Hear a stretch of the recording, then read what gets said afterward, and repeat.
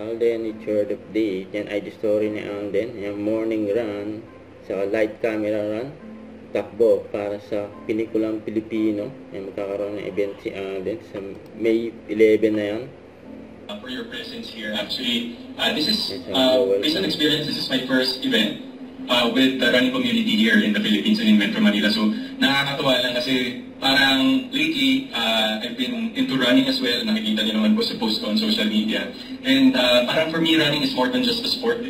Parang you can do a lot of things in running. Sa iba, ang pagtakbo, therapy. Sa iba, ang pagtakbo, escape sa realidad.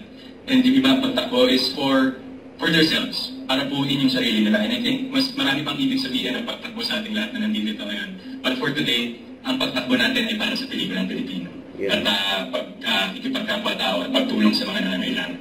The reason why the fun run was brought about was because it has been already part of the plan of our 50th anniversary.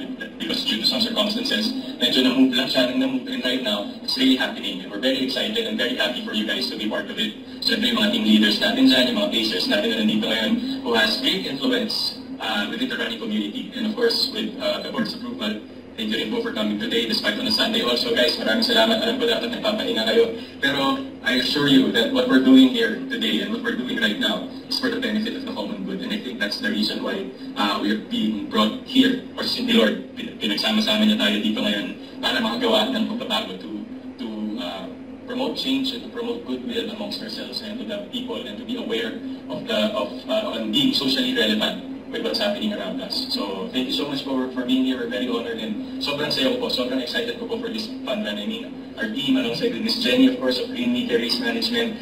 We've been doing meetings here and there. Pinag-usapan namin every bit of detail na kailangan dito sa fun run. Really, Aurelian. I'm excited na ang lahat. Kasama ko po sa projector. Siyempre, nandito din. Nakapasa mo na kanina, the President of Mowal Fund, Sir Ros Cortez. Katabi po niya is the Vice Chairman and Treasurer ng Mowal Fund, Direk Gina Alahar. And of course, also here, isang karangalan din po, the Chairman of the Board for Mowal Fund, Ms. Boots Absaroa. Info lang, lahat ng VIPs natin, 16K ang tatakbohin ha. Let's go, Madam Chair. Pero bubuhatin ko na po kayo isa-isa. Tatakbo ba?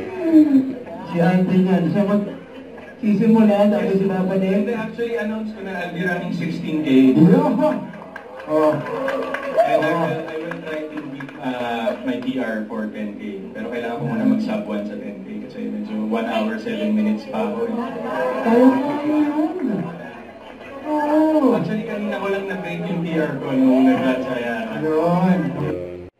Don't forget to subscribe and click the notification bell for my update. This is with Short Reaction Vlog. Stay tuned for more videos.